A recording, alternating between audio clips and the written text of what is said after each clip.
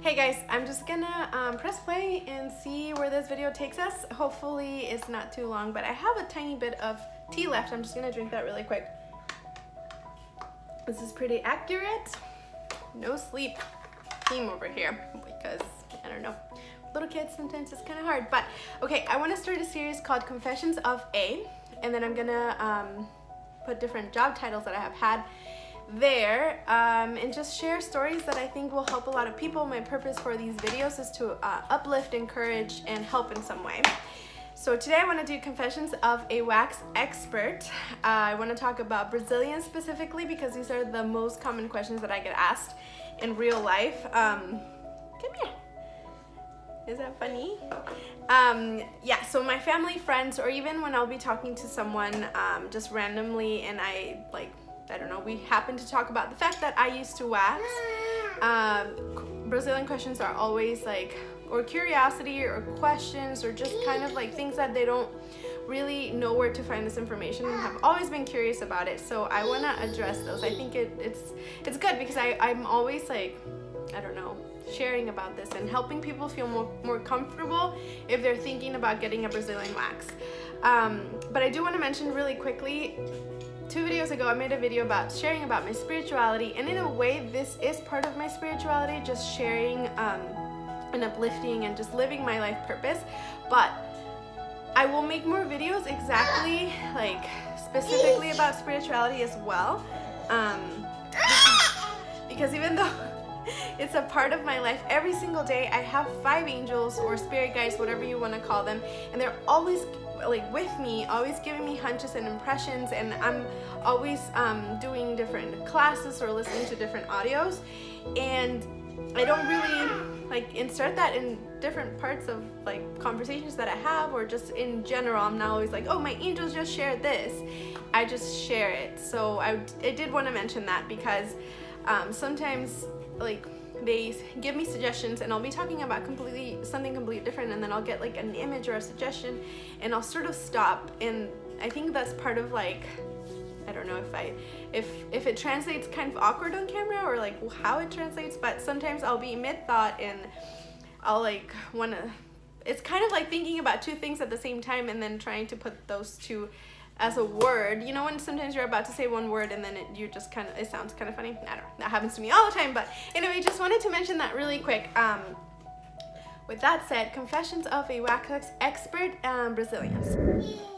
One of the things that I'm most excited to talk about, because this is something that I share with family, friends, and just strangers that ask me about it, and I feel like it's really helpful to know because nobody really talks about this. I've seen other YouTube videos, I've seen blogs, and nobody really shares this part. In fact, when I see sometimes other blogs out there, they almost kind of shame people that don't wax or haven't waxed in a way because they're talking about, you know, getting waxed and stuff like that, or waiting a long time. But I want to tell you to do whatever makes you feel comfortable, whatever empowers you and whatever uplifts you and whatever is true for you. That is what I want to encourage, because everybody is different.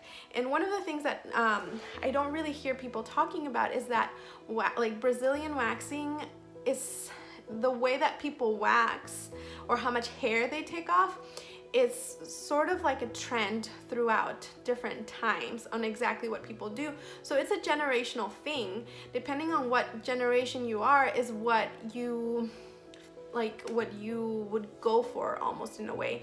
So don't feel like you need to do what everybody else is doing today, or what people have done in a certain like era or whatnot. I think the most important thing is to do it for you, to do it because it empowers you and because it makes you confident or comfortable, or whatever your reason may be. Let it be because you want it, you know? I definitely have had clients back when I was working that would be like, what is everybody else doing? And that's totally okay too, that's their choice, but I just want to empower, I want people to feel empowered and not with the need to do what the trend is exactly right now, or you know, different things like that. Okay, so we'll get into that, but I want to talk about the different type of waxes and what they are. I did work at a spa, like I waxed at a spa, and I also worked, like my first job was at a center where they only concentrate on waxing, and I call it center because I don't really want to say the name. I don't know why, but I just don't. So, I mean, I really liked working there, but I don't know. But okay, so the place that I first worked was very corporate, so it was very, very strict. There were a lot of different rules, which was good because it was very like militant almost, in a way where I could learn everything, and I feel like they have it the most clear. So there is a bikini wax to start off, and basically that is just waxing on the legs and on the top. So think about a bikini like an upside down triangle, and this is just a strip of wax that's gonna go on this leg and on this leg and on the top, and that's just a bikini wax. I forget prices right now, but I do know that in my state, because it varies from state to state, is around $80, and the place that I worked at charged $40. It was like very standard. It's a really good price, and it's really good because they only take 15 minutes to do a wax. It's very strict. In other places it can take up, it depends on the person that's waxing, and it can take up to like just a long time, like an hour even, and you just want to go to a place that's really quick and efficient, and their technique is really amazing and stuff like that. So there's that, the bikini. Anything more than a bikini, than on the sides, like on your legs and on the top, is a Brazilian. As little or as much hair as you want to leave is still considered a Brazilian. It falls under that, and then you decide how much you want to leave behind, so like how much hair you want to leave behind. So you can completely take everything off, or if you don't, you just tell the tech, this is what I want, like I only want a little strip, or whatever you want to do, that's what they'll do. And that's part of the different trends that I was talking about throughout time. At one point it was very popular to do like a strip, or to, I don't know, right now it's like completely everything. And one of the biggest questions that I get asked is it painful? And yes, I never lie about that, because it is really painful.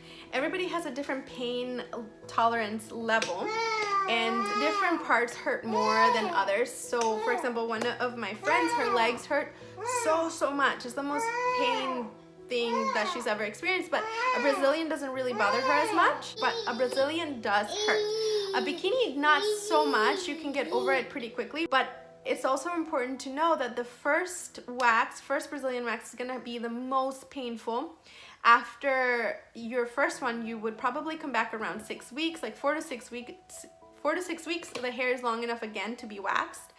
And the second time is gonna hurt a lot less, and then after that, it's not gonna hurt like nearly as much as the first time. How long does the hair have to be? It has to be 1/4 inch, and I always said sort of like my the size of my pinky nail. For Brazilians or bikini, usually people do hard wax. There's different types of wax. The most common is soft and hard.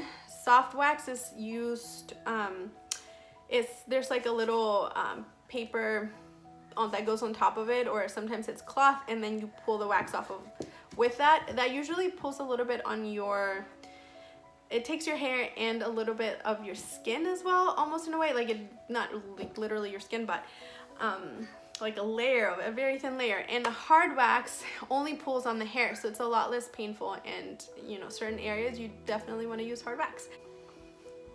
So a typical appointment, you would call ahead of time, schedule your appointment. They would ask you to have your hair 1/4 inch long, and just a few, whatever else you need to prepare for your appointment. I can't think of anything else at the top of my head, but you would get there. I would recommend getting there early so you can fill out whatever it is that you need to fill out. They usually have like a waiver type of form. Yeah, I would recommend getting there early, because like where I worked, I had appointments back to back to back, and they were each 15 minutes long, and it was really strict that I could only take that time.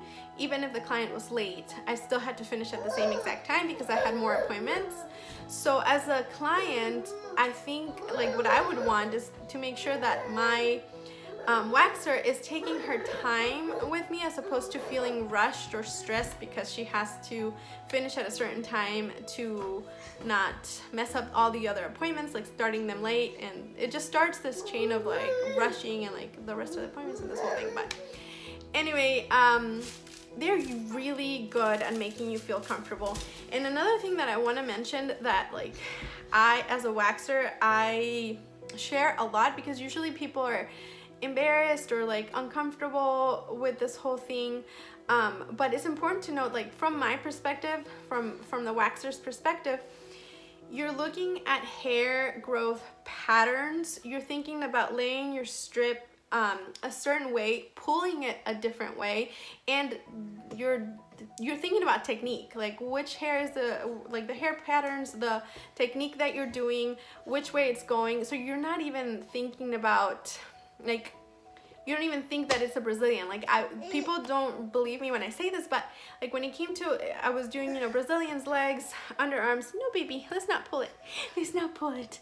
I was not even thinking about what body part it was at what time. I was looking for like the hair growth, the hair patterns, which way I was laying my strip, which way I was pulling it, doing different ones, making sure I was good on time.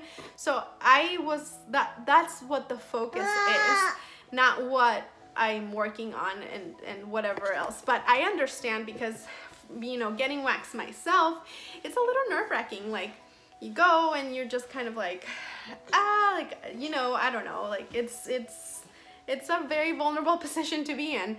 But anyway, you would go and you fill out everything. You can go to the bathroom before you go to your appointment.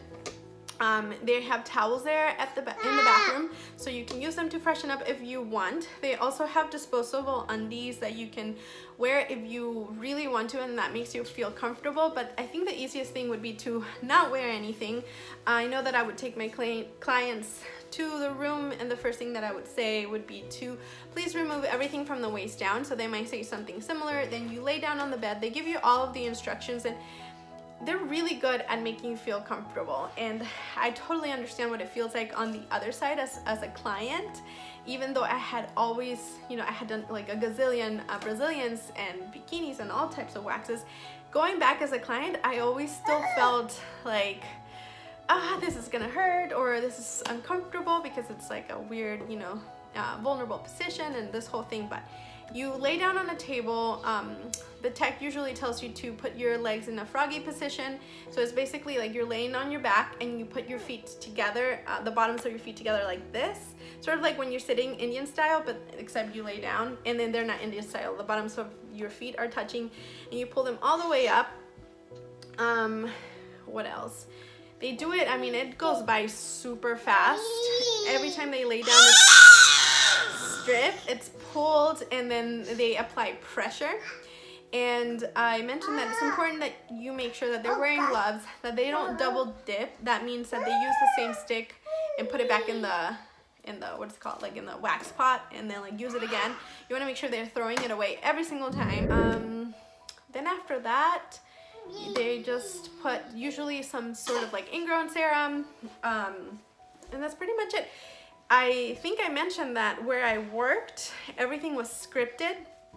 So every single conversation that I had with clients, it was for everything that a client could possibly say, there was a rebuttal for it. So nothing was like, everything had to be super scripted. And most importantly, like they were trying to sell during the whole time, like the products. But at the place that I worked at, the products were really good, and I really do recommend an ingrown serum after getting waxed, because it's just important so that you don't get ingrowns and stuff like that. I don't want to make this video super long. I can't think of anything else at the moment that I get asked a lot. But if you think of any other questions, make sure you ask me in the comment section, and I'll definitely answer them for you. Hopefully this was helpful for you.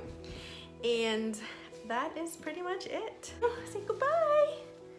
Say goodbye. Say bye-bye.